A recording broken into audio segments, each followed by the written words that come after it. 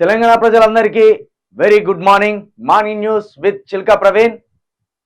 ఇక జర్నలిస్ట్ శంకర్ మీద హత్యాయత్నానికి సంబంధించి దాన్ని మీద కొత్త నిందలను రకరకాల ఒక రూమర్స్ని క్రియేట్ చేసి శంకర్ మీద జరిగిన హత్యా ప్రయత్నాన్ని పక్కదోవ పట్టించే ప్రయత్నానికి రేవంత్ రెడ్డి సర్కారు ముమ్మరంగా ప్రయత్నాలు చేస్తున్నది. ఇప్పటికే తెలంగాణ సమాజం మొత్తంలో రేవంత్ రెడ్డి గారి పాలన ముందు ఎలా ఉండబోతుంది, ఎంత క్రూరంగా ఉండబోతుంది, ఎంత భయానకంగా ఉండబోతుంది, ఎదురు తిరిగిన వాళ్ళను, ప్రశ్నించిన వాళ్ళను, మాట్లాడే వాళ్ళను ఏ మాత్రం ఉపేక్షించకుండా చంపడానికైనా వెనుకాడమనే రీతిలో రేవంత్ రెడ్డి పాలన సాగబోతుందనేది జర్నలిస్ట్ శంకర్ మీద జరిగిన హత్య ప్రయత్నంతో తేటతెల్లమైంది. మా మీద ఒక్క విమర్శ చేసిన, మా మీద ఒక్క నింద వేసిన, మా ప్రభుత్వాన్ని విమర్శించిన ఉపేక్షించే పరిస్థితి లేదు, చూడండి జర్నలిస్ట్ శంకర్కి పట్టిన గతి అవుతుంది అని చెప్పకనే రేవంత్ రెడ్డి ఆ సంఘటనతోటి నిరూపించడం జరిగింది. ఒకవైపు అక్కడ స్కెచ్ వేసి తనకు సంబంధం లేకుండా మేడారం జాతరంకు పోయిన విషయాన్ని కూడా మనం గమనించవచ్చు. ఇదంతా రేవంత్ రెడ్డి గారి చుట్టే ఎందుకు తిప్పుతున్నాం మనము అంటే, రేవంత్ రెడ్డి గారు మొన్న 22వ తారీఖు కోడంగల్లో సభకు పోతాడు. ఆ సభ కంటే ముందు ఈ జర్నలిస్ట్ శంకర్ అక్కడ రైతుల సమస్యల మీద మాట్లాడే ప్రయత్నం చేస్తాడు, అదే కోడంగల్ నియోజకవర్గానికి పోయి. ఈ సందర్భంలో అక్కడున్న రైతులను అరెస్ట్ చేపించే ప్రయత్నం చేస్తాడు. ఆ వెంటనే ఆ రైతు సమస్యలను తన ఛానల్లో జర్నలిస్ట్ శంకర్ టెలికాస్ట్ చేస్తాడు. ఆ టెలికాస్ట్ చేసిన రాత్రి 10:30 గంటలకు తన మీద హత్యా ప్రయత్నం జరుగుతుంది. మరి ఒకదానితో ఒకటి సంబంధం ఉన్న ఈ అంశాలను బట్టి ఈ స్థాయిలో, ఊహించని స్థాయిలో ఒక హత్య ప్రయత్నానికి ఎవరు పురిగొల్పింది అనేది ఇక్కడ అర్థం అవట్లేదా? ఇద్దరు అమ్మాయిలను దుర్భాషలాడినందుకు 30 మంది వచ్చి దాడి చేస్తారా? అది అసలు జరిగే పనేనా? ఈ 30 మంది కుటుంబ సభ్యులు రోడ్ల మీద తిరుగుతున్నారా? ఒక్కసారి విజ్ఞత కలిగిన వారిగా, ఆలోచన కలిగిన వారిగా ప్రజలు దీని మీద దృష్టి పెట్టి ఆలోచన చేయాలి. దీని వెనుక ఎవరున్నారు, ఇంత పెద్ద స్కెచ్ ఎవరేసిండ్లు అనేది ఆలోచించాలి. ఇప్పుడు మనం వార్తల్లోకి పోయిన తర్వాత కూడా ఎలాంటి వార్తలు జర్నలిస్ట్ శంకర్ మీద అల్లే ప్రయత్నం చేస్తుండ్రు, ఎలాంటి కుట్రలు చేస్తుండ్రు, ఎలాంటి నిందలు ఆయన మీద వేసి ఆ హత్య ప్రయత్నాన్ని పక్కదోవ పట్టించే ప్రయత్నం చేస్తాననేది కూడా మనము వార్తల విశ్లేషణలోకి వెళ్ళే ప్రయత్నం చేస్తాం.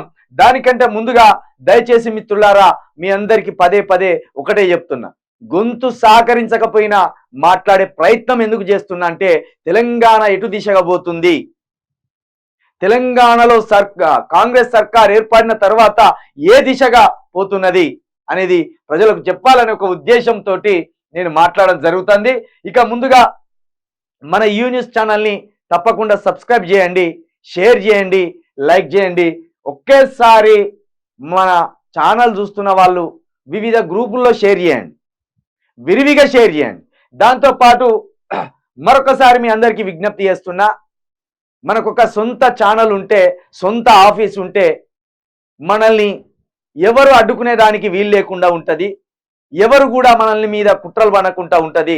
అందుకోసం నేను ఇక్కడ స్క్రీన్ మీద మీకు నా అకౌంట్ నెంబర్ పెట్టినా, దానికి సంబంధించిన డీటెయిల్స్ పెట్టినా, ఫోన్ నెంబర్ పెట్టినా, దానికి గూగుల్ పే ఉన్నది, ఫోన్పే ఉన్నది. తప్పకుండా తెలంగాణ మీద ప్రేమ ఉన్నవాళ్ళు, మమకారం ఉన్నవాళ్ళు, మాలాంటి ప్రజా గొంతుకలను కాపాడుకోవాలనే ఆలోచన ఉన్నవాళ్ళు తప్పకుండా సాయం చేస్తారని కూడా నేను ఆశిస్తున్నా. ఇక్కడ మిత్రుడు ఇచ్చిండు, పక్కా బిగ్ ప్లాన్ బ్రదర్, ఇన్వాలిడ్ అన్నా, నువ్వు తెలంగాణ ప్రజానికం కోసం నీవు నిల్చున్నావు, నీతో పాటు నేను సైతం నిల్చుంటా. Thank you so much. TMR news Venkatesh నీ గురించి మాట్లాడుతున్నాడు. మల్లిగా అని పెంపుడు కుక్క పిల్లగాడు, మల్లిగాని పెంపుడు కుక్క. ఇప్పుడు వాడేమన్నా జర్నలిజం చేసి ఉంటేనేమో ఆ పిల్లగాని గురించి నేను మాట్లాడడానికి నాకు కూడా మంచిగా అనిపిస్తుంది. ఏదో యూట్యూబ్ ఛానల్కి ఏమన్నా పైసా ఖర్చా? ఏం లేదు, ఒక స్మార్ట్ ఫోన్ ఉంటే ఎవరైనా జిమెయిల్ అకౌంట్ ద్వారా యూట్యూబ్ ఛానల్ పెట్టుకోవచ్చు. మరి ఆ పిల్లగాని గురించి మాట్లాడుతూ టైం వేస్ట్ చేస్తే ఏమవుతుంది? ఏం లేదు, ఏం చెప్తాను ఇక మాట్లాడాలంటే, రోజు నేను మార్నింగ్ న్యూస్లో మల్లిగాని భాగవతాన్ని బయట పెడితే ఓ సెల్ ముందర పెట్టుకుంటాడు. ఇక ఈ సెల్లులా మల్లిగాని భాగవతాన్ని ఎట్లా బయట పెట్టినో, వాడిని ఎక్కడెక్కడ తిట్టినో అవి ముందర వేసుకొని ఎట్లా తిడతాను చూడంట. మల్లిగాడు మాట్లాడిన మాటల లెక్క మనం మాట్లాడుతున్నామా? నేను మొదటి నుండి చెప్తున్నా, తీన్మార్ మల్లిగాన్ని తప్పించి నేను ఎవరి మీద దుర్భాషలాడ. ఒకవేళ ఇతరుల మీద నేను లైన్ దాటి మాట్లాడిందంటే అవతలి వ్యక్తి మాట్లాడితేనే నేను మాట్లాడతాను. ఉదాహరణకు కోమటిరెడ్డి వెంకటరెడ్డి గారు ఉన్నారు, ఏమన్నారు? ఆ రైతు బంధు ఇయ్యలేదంటే చెప్తాడు కొడతాం అన్నాం. ఒకవేళ ఇయ్యకపోతే మేము చెప్తాడు కొట్టాలా అన్నాం. వాళ్ళు ఎట్లా మాట్లాడినా గట్టినే మాట్లాడతాం, అంతే తప్పించి వాళ్ళు ఏం మాట్లాడకపోయినా వాళ్ళ మీద దురుసుగా మాట్లాడే ప్రయత్నం మాత్రం ఎట్టి పరిస్థితులు చేయం. కాబట్టి ఆ పిల్లగాడు జర్నలిస్టు కాదు. ఒక వార్త ఇచ్చి రాయిరా బాబా ఆ కూర్చొని అంటే అన్న కొంచెం బాత్రూమ్ వస్తాను పోయి వస్తానట్టు అయిపోతుంది. కాబట్టి వాడితో పెట్టించిందే వాడు మల్లిగాడే ఛానల్ పెట్టించాడు. మల్లిగాడు ఛానల్ పెట్టించినాక ఇక అలా ఏమన్నా న్యూస్ ఉంటుందో మీరే చూడు. ఇక ఇంకా చూడు రియాలా మనం మల్లిగాన్ని నిన్న మనం మాట్లాడినాం కదా, మల్లిగా 2 గ్యారంటీలు ఎట్లయితే మల్లిగా అన్నాం కదా, వెంటనే ఉలిక్కిపడి కథం సరి చేసుకున్నాడు, పేపర్లో వేరే రాసుకొచ్చింది. ఇక ఇప్పుడు చూపెడతా సాక్ష్యాధారాలతో సహా మీకు. ఇక మనం మార్నింగ్ న్యూస్ లోకి వెళ్దాం.